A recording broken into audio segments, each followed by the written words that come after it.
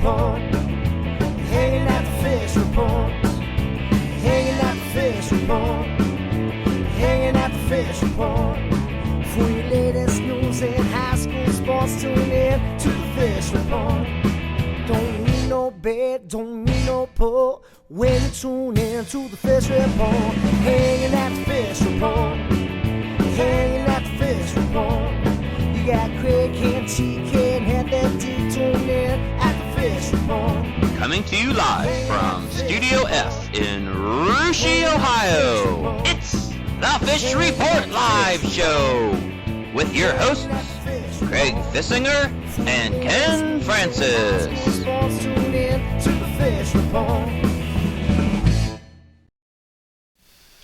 Welcome, everyone, to another Fish Report Live. I'm Craig Fissinger. That's Ken Francis. We're your host. Back in our sound room, our TK and Heavy D. We're going to be joining those guys here in just a little bit. And Ken, we're closing out the fall sports season tonight. Not exactly the end of fall sports, but it's the end of our season. Going to take a couple weeks off, come back the week of Thanksgiving for a little bit of basketball. But it's been a fun fall sports season, hasn't it? Yes, it has, Craig. You know, we've covered everything from golf to volleyball to football. And, we've got a few sports still going on today and cross country, obviously. And we're looking forward tonight to talking to two nice interviews we've got scheduled. One is Colin Foster. Colin is a Russia graduate. He is the sports writer for the Daily Standard. His specialty is covering MAC football. And we know come fall season, MAC football pretty much dominates this area. So we're really looking forward to talking to Colin tonight, as well as Tim Stried. Tim is the Director of Information Services for the OHSAA. And, it's a busy time of year for him with the football playoffs, the volleyball playoffs, and specifically the cross-country meet coming up, the championships this weekend. So really looking forward to talking to Tim and see what he has to say. Yeah, a lot to talk about, a lot to get to. But before we do all that, just like we do every week, we have a weekly poll question. And tonight's poll question is a MAC football question. Absolutely, Craig. And fittingly, it would be that last year the MAC, of course, had 3 state champions, Craig, in football. This year, how many will the MAC win state championships in football this year? Will it be 0, 1, 2, or 3? Of course, they've got 4 teams in there, Craig. And you know why they can't win 4 state championships? Why is that? Well, if there was 8 divisions, they probably would. But unfortunately for the MAC, Fort Recovery and Minster are both Division 7, with Marion Local at Division 6 this year, Coldwater at Division 5. So one of the MAC schools is going to lose to maybe another MAC school somewhere along the line. All right, well, if you want to help us answer our poll question, you're watching us on the Fish Report Live page, you can scroll down, give us an answer, check the results out. If you're watching us on NK Telco or GameFace Ohio, we'll have those results for you at the end of the show. All right, Ken, let's get things started talking football playoffs. And I read where this is the 44th year for the Ohio High School football playoffs. Actually started back in 1972. Back then, I think they had just 12 qualifiers in the playoffs. A lot different nowadays, isn't it? Yeah, it is, Craig. It's amazing now with 7 divisions, 32 qualifiers per division, making for a total of 224 teams that now qualify for the playoffs. I'm all for giving everybody a chance, Craig, but with 7 divisions, I feel it's getting a little bit watered down, to be honest with you. And, I know there's reasons for 7 divisions in football. And, I just feel that, some of these schools, maybe it's more of a financial move than anything else. But, hey, I guess it gives more opportunity for more MAC schools to win state championships. Well, one thing's for certain, those football, the state finals are coming up December 3rd, 4th, and 5th. And speaking of the MAC, you can bet we'll be talking about football then, because I'm sure they'll be in that position playing for a state championship. Absolutely, Craig. Although Minster opens up with a Friday night game against the Fort Loramie Redskins, what a backyard rivalry that's going to be. So take nothing away from the Redskins. Of course, they're playing as well as anybody in the area right now, Craig, coming into the postseason with 6 consecutive wins. And Whit Parks, again, has them playing very well. But what a tough assignment to take on the Minster Wildcats on the road in the first round of the playoffs. Of course, you've got Marion Local and Coldwater, all 3 defending state champions. And then you've got Fort Recovery in there this year. Fort Recovery's got a great football team.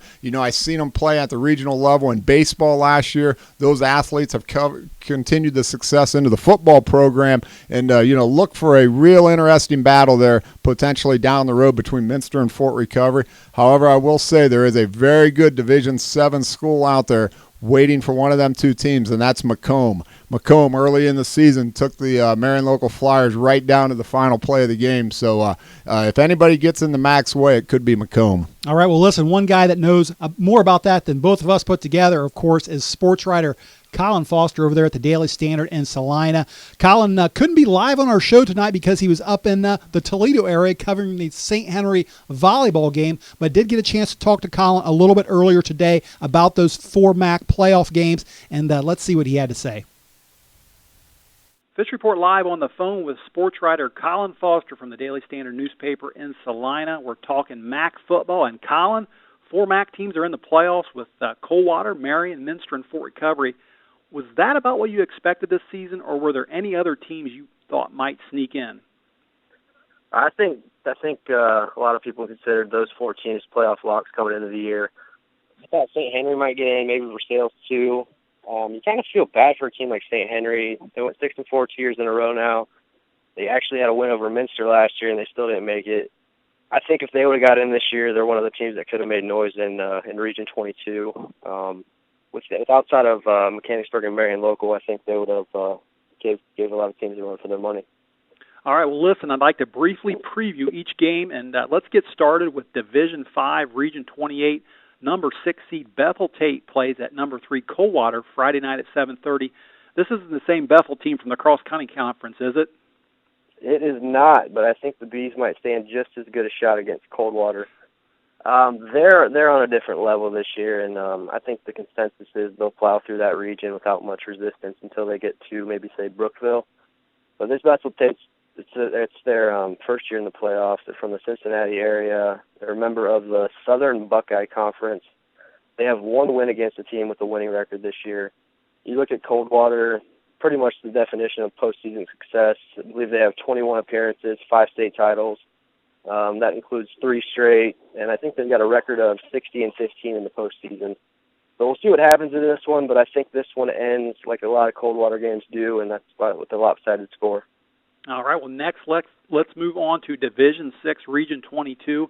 We have number 8 seed Miami East playing at number 1 seed Marion Local, and this game kicks off Saturday night at 7 o'clock.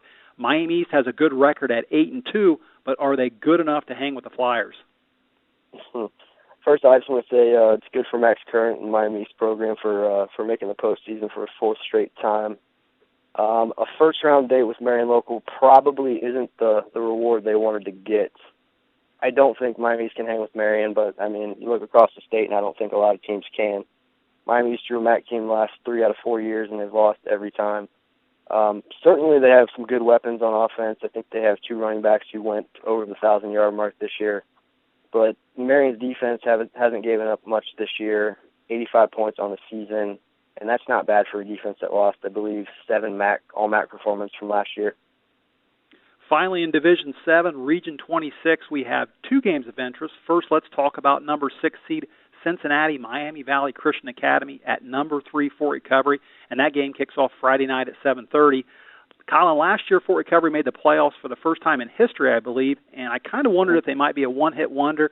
They're back, and now I'm wondering if they can make it to the second round again like they did last year.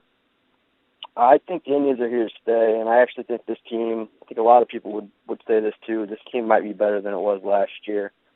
I got them going down to the regional final this year, and I think that's kind of been the assumption all year long. If everything worked out right, Fort Recovery and Minster would be playing in the regional final.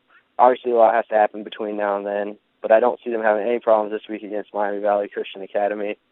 They'll likely, I think, have to beat Covington in the second round as the number 2 seed, and that's never an easy task, but like I said, if everything works out, it should be Minster and Fort Recovery in the regional final. Well, last but not least, in Division 7, also on Friday night, is number 8 seed Fort Laramie at number 1 Minster, and a rematch from Week 1 of the regular season. Colin, we had Coach Parks from Fort Laramie on this show last week, and we asked him about this potential playoff matchup. He said he hadn't even thought about it yet because he was only concerned with his game last Friday against Perry. What do you think Coach Parks is thinking about this week? If I had to guess, I'd probably say he's thinking, oh, darn, we have to face Josh Nixon in that offense again. Coach Parks, obviously a great coach, just got his 200th win last week. But this Minster team looks primed and ready for another run of the state title. sure. I mean, the way Fort Laramie reached the playoffs is compelling and all. I think they won 6 straight to earn that 8th seed. Before that happened, though, they lost 4 straight, and 2 of those came to MAC teams. Mister beat them 41-7 in week 1, and in that game, Nixon was 15-19 for nearly 200 yards, or nearly 300 yards passing, and he had 6 touchdowns. That's going to be tough to face against. All right, Colin, before we go, one more thing, and I'm going to ask you to chime in on today's Fish Report Live poll question. And last year we had 3 individual state champions come out of the MAC. This year we've got the same possibility. So today's poll question is this: how many MAC football teams will win state titles? 0, 1, 2, or 3? I'm going to go with 3. Wow. I got to think Coldwater wins its 4th, Marion its 5th. D7, like I said, I think a lot of people think Marion and Fort Recovery are going to duke it out there, and we'll see. But I think 3 are going to get it done this year. It's lucky that all 4 of those teams aren't in Division 8, because I heard the Russia football team is clicking on all cylinders right now, and they're going to be tough to beat. All right, great stuff, Colin. Listen, thanks for joining us on the show, and keep up the good work. All right, thanks, Greg. All right, that was Daily Standard sports writer Colin Foster. A lot of fun talking to him this afternoon. And I want to go back to the sound room and check in with Heavy D back there, because I know that guy's always got amazing stats for us. And since we're talking MAC football, Heavy D, give me something on the MAC. What do you got? Did you know that MAC football is 56-2 in the first round of playoff games against non-MAC schools? 56-2. That about says it all right there. That's pretty good. Well, give me something else, Heavy D. Something else on the MAC. Right, That's well, pretty good, but what else you got? Most football fans know that Coldwater has been to the state championship game the last 6 years. Yeah, yep. But they also own the longest active streak of qualifying for the playoffs at 19 straight years. 19 in a row. 19 straight years. Ooh. And speaking of streaks, St. Henry's been to the playoffs 15 times, and they are an amazing 15-0 in their first round playoff games. They didn't qualify this year for the playoffs, so technically that streak remains intact. Still a lot. Yeah, it's still Amazing stats. I Heavy D, I tell you what, he's got the stats back there. 19 years in a row. Coldwater's been in the playoffs. Yeah. That's amazing. That was probably about when I was born when they started that streak, I would say. You think? Or what? Almost. You're Something about like that. 19. Yeah. Well, TK, I heard this once before, TK. I don't know if you've ever heard this or not, but they say it's tougher to win a MAC championship than it is a state championship. Have you ever heard that? I heard that the other day. That's This week. It's a true stat. It's a true fact. I think that's been said on the show probably a dozen times in the last 5 years. TK's heard it before. And gentlemen, all this information is courtesy of OHSAA, Director of Information Services, Tim Stried, and I've got a pretty good feeling we'll be hearing to Mr. Stried here in a few minutes. I think we will. All right. All right, great stuff, guys. Thanks for that. And that's going to do it for our football talk tonight. We're going to take a short break, but stay right there, because when we come back, we're going to talk to Mr. Tim Stried, and you won't want to miss it.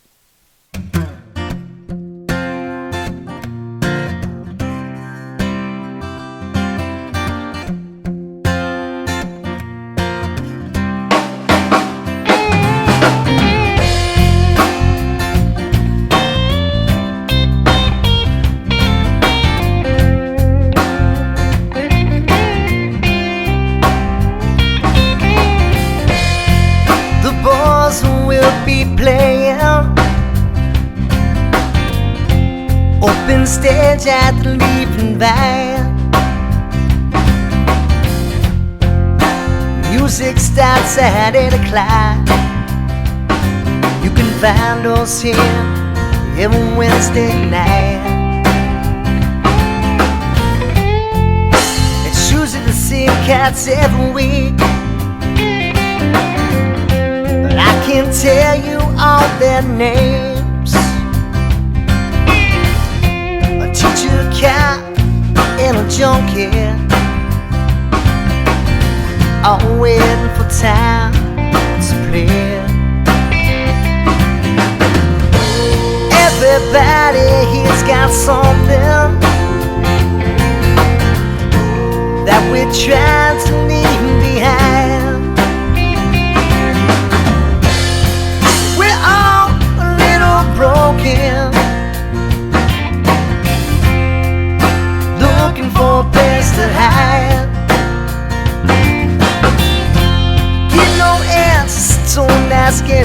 questions. We're all here just looking for a high. And we're all beautifully broken here tonight.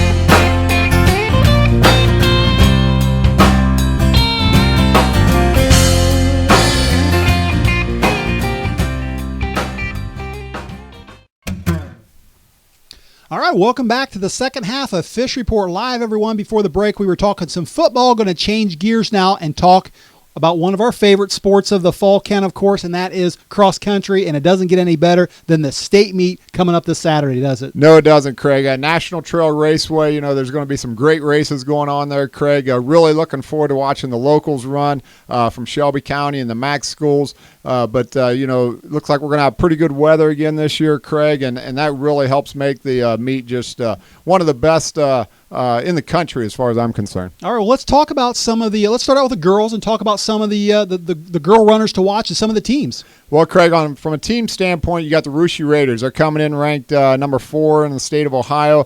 Covington has been running right with Russia the last couple weeks. Russia's gotten them by 6 to 8 points both times. Miami East having a real nice year. The Minster Wildcats, they've been ranked number 1 in the state of Ohio almost all year. Look for them to be pretty successful over there at National Trail Raceway. And then the St. Henry Redskins, kind of nice to see them get the girls program. They used to have a very strong boys program, Craig. Now their girls obviously are doing well. From an individual standpoint, local girls, we got Chloe Flores. She's one of the fastest girls in Ohio, Craig. She's coming off a district Shelby County championship, a district championship, and a regional championship.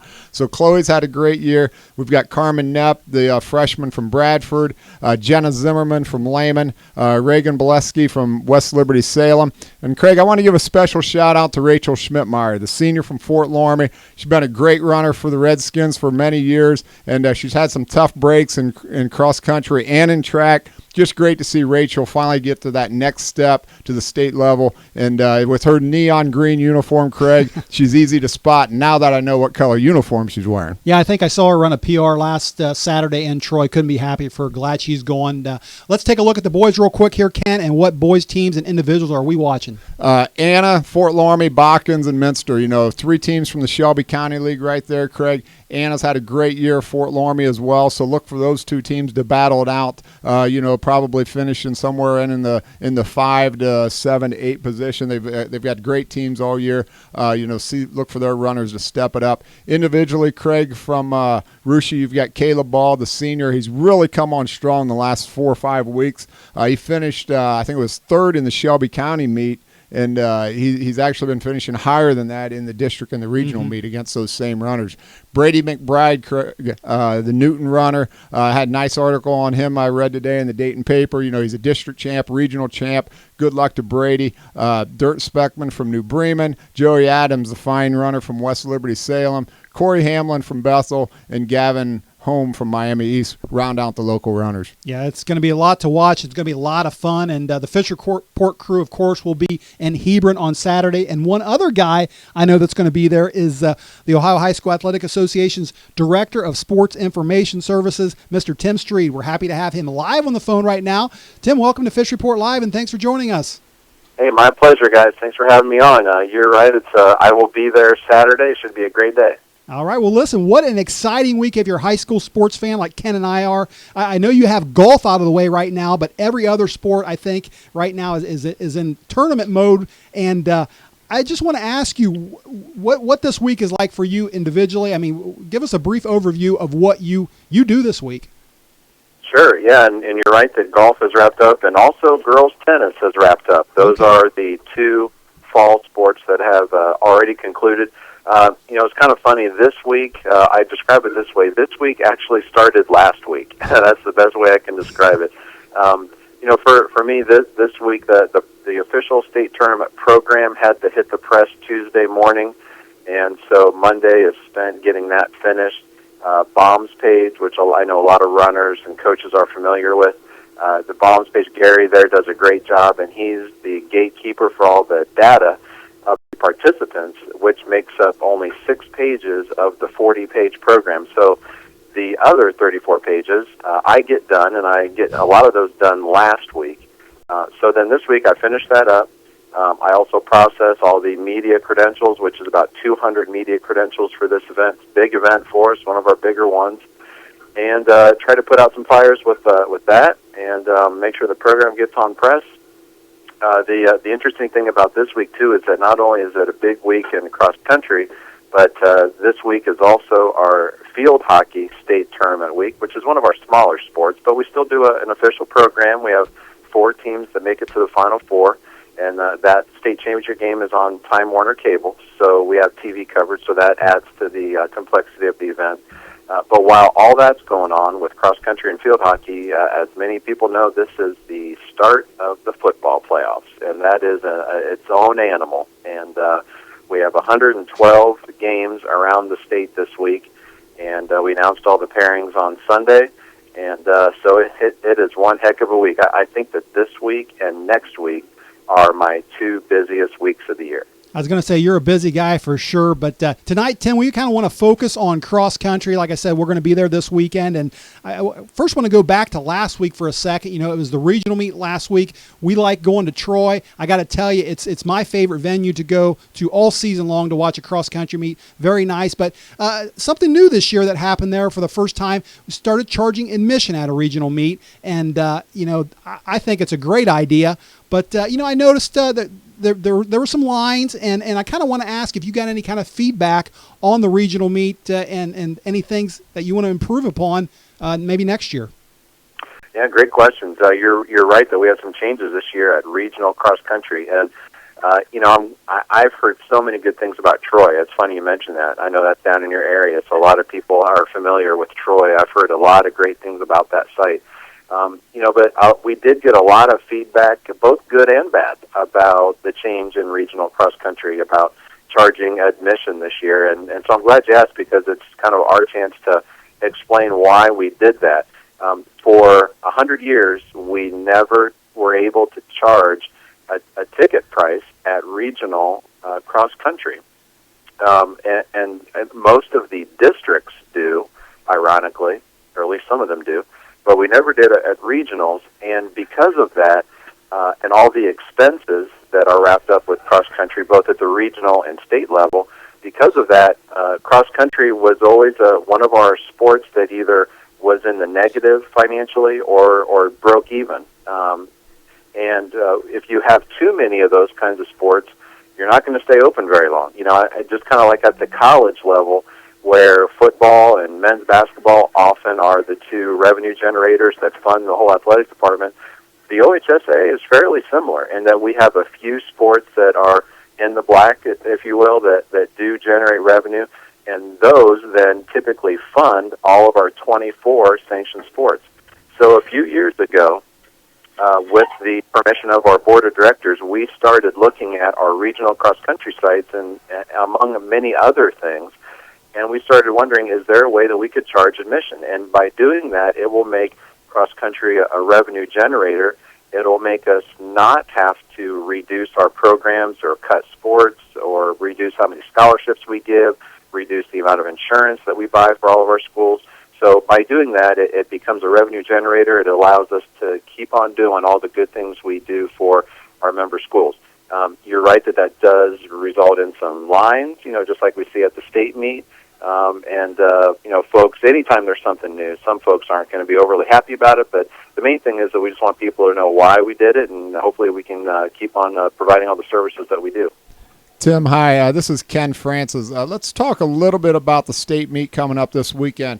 I've always been impressed with the crowds that come not only to the state meet, but also like the Troy Regional, even the Tiffin Carnival, regular season meets throughout the area, throughout the state. Do you have any idea how the crowds in Ohio compare to those other states throughout the country when it comes to high school cross country? Yeah, I do a little bit, and our event is not the biggest in the country, I don't have the exact numbers in front of me. I believe that the state of Wisconsin has a few more state qualifiers than we do at their event, and thus their crowd is a little bigger. We average over 10,000 fans for ours. I think they average around 11, so it's pretty similar, but Wisconsin is a big running state too. You know, so much of your attendance at events is driven by how many state qualifiers you have. And we have 874 state qualifiers this year. And so, you get those family and friends and classmates that come out and want to support them, and so that leads to an awful big crowd. But you're right, it is impressive. I was not an attender of the state cross-country championships growing up, and the first one I went to was here 8 years ago at Scioto Downs when I was in charge of the media. And wow, it is an impressive event. If there's folks out there listening or watching that have not been there, it is something to see because there's so many people and so many schools represented. It's just a lot of fun. It's kind of like just a smaller version of the state track meet, which is in June, of course. And so it's a fun event, a lot of people there, and it is one of the biggest in the country. I don't know if it's the biggest, but it is one of the biggest. Well, I'll have to agree with you on that, Tim. I've been going to the state cross-country meets now for about 8 to 10 years, and always look forward to it. And, you guys put on quite a show, and it's just fun to watch those athletes just work their hearts out to win that championship. Craig and I, we're always coming up with these bright ideas. So we're going to throw a bright idea at you. And but I've watched the Big East championships on ESPN3 on video. I've watched the Big Ten. I've watched the ACC. But when they show their cross country meets, they've got video boards out there. They've got cameras situated across the course, and they've got the lead gator or whatever's out front with a video camera. So that way, all the spectators can pretty much see the whole race for all 5K. Any idea or any thought of maybe showing it on a Jumbotron out there at National Trail Raceway? And if so, Craig and I would be more than happy to help organize that maybe. Well, I'm glad to hear we got some volunteers. Well, if you guys are going to volunteer, then I'll tell you what we're going to need. I can tell you this.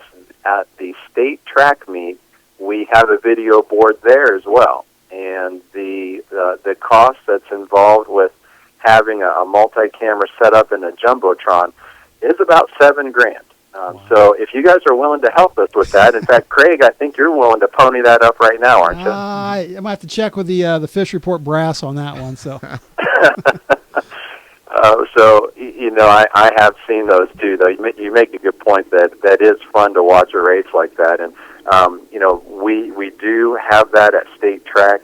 The technology is there, and the streaming idea, we do get that question on many of our individual sports, such as wrestling and track and cross country, where, folks might be interested in watching just one race and they're not maybe able to travel a great distance for just one day or just for one race.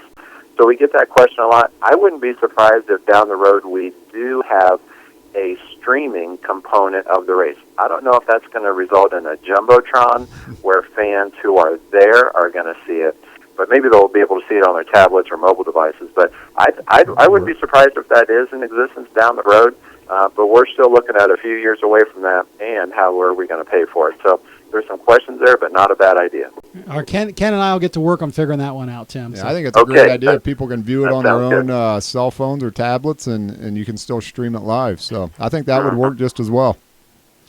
All right. Yeah, having multiple cameras set up around the course might be neat too, because the fans don't always get to see the runners through the woods out there at National Trail. And we have a lot of great photos from that, but not everyone gets to see it. Yeah, it's kind of the nature of the sport. It's just it's one of those things. But listen, Tim, one more thing, and we'll let you go. But it was 5 years ago when you and I actually first met, prior to this show being started. And you encouraged me to take the next step in being a member of the media. And, I listened to you. Our crew here at Fish Report Live, Tim, we've done 135 shows now. We've interviewed over 400 athletes, coaches, sports people over the year. We're being broadcast on 2 cable networks right now. And I just wanted to tell you thank you. Covering high school sports is a lot of work, but there's really nothing more enjoyable for us. Well, I really appreciate that, Craig, and I do remember that. I remember when I don't know how long you had your website in existence, but I remember when we first met, it was, it was more of just a fan website or a hobby website, and you've taken it to the next level, and you continue to do that now on the TV side. So congrats to you, and I know that a lot of folks over in your area look to you and your website, and now on the TV side for some great content. So congrats to you as well. All right. Well, thank you, and we appreciate you coming on the show tonight. Thanks for all you do for Ohio high school sports, and we look forward to seeing you this Saturday. Sounds good, guys. I will see you Saturday morning at National Trail. Thanks, Tim. My pleasure. All right, that was the Director of Information Services for the OHSAA, Tim Stried. And Ken, if it wasn't for Tim, you and I might not be sitting here right now. Well, you're right there. You know, he gave you the go-ahead to move forward with the media coverage, and look how far it's got us. Yeah. All right. Well, listen, we're running a little bit over tonight, but what the heck? It's the last show of the fall sports season. We're allowed to do that. And I do want to go back to the sound room again, checking with TK back there, because other than football and cross country going on, we got, of course, volleyball going on. Always excited about that. And TK, I know there's some games being played tonight, some games coming up tomorrow. Give us a little rundown of what's going on. All right, Craig, we'll try and quickly get through that. Then it's Division III. Our Shelby County Anna Rockets unfortunately lost in 3 to another local team, Miami East. They will go on to play Newark Catholic Saturday at 2 o'clock. Versailles lost earlier tonight, so the local teams in Division III are now out. So it's up to Miami East as far as this area of Ohio to represent. If we switch on there into Division IV, that will start tomorrow night. Lehman against Fort Laramie and New Knoxville against Jackson Center. Both should be really good games, battling out those semifinals, and then looking for the regional finals then at Saturday at 2 o'clock. So, again, a lot of good volleyball coming up. That's a good volleyball regional right there. If you're in tune to volleyball, that be some good action. And then I know our earlier in the show we had Colin Foster on here. It's up in the Toledo area covering St. Henry. Any idea on the results of that contest? Yes, it took 5, but St. Henry came out on top against Bishop Ready in 5 sets. They will play in the regionals at Lake High School on Saturday. So St. Henry wins. The streak continues on that. When you talk about MAC volleyball, I just read the other night where the only team to knock a MAC volleyball team out of the tournament this year was another MAC team. Well, that sounds about right for the MAC. So. Yeah. All right. Well, listen, one more thing to get to, and that is tonight's poll question. We'll have TK check on the results. Ken, why don't you give us the question again? Speaking of MAC and MAC football, how many state champions will MAC football have this year? Last year, of course, they had 3. This year, will there be 0, 1, 2, or 3? TK, what's the telemetrics say back here? Telemetrics say 75% of our viewers that voted tonight believe it is 2 MAC championships. And we had Colin state Foster tell us 3, so but 2 is what the viewers think. Huh? Well, like I said, if it's going to be 2, I'm making a bold prediction. Can I make one again? Go ahead. You're going to have Coldwater, Marion Local, and then Macomb is going to knock out that other MAC school. They're going to be your Division 7 champion, huh? Absolutely. All right. Well, good stuff there. Listen, I want to say special thanks to our guests tonight, Colin Foster from the Daily Standard and Tim Stried from the OHSAA.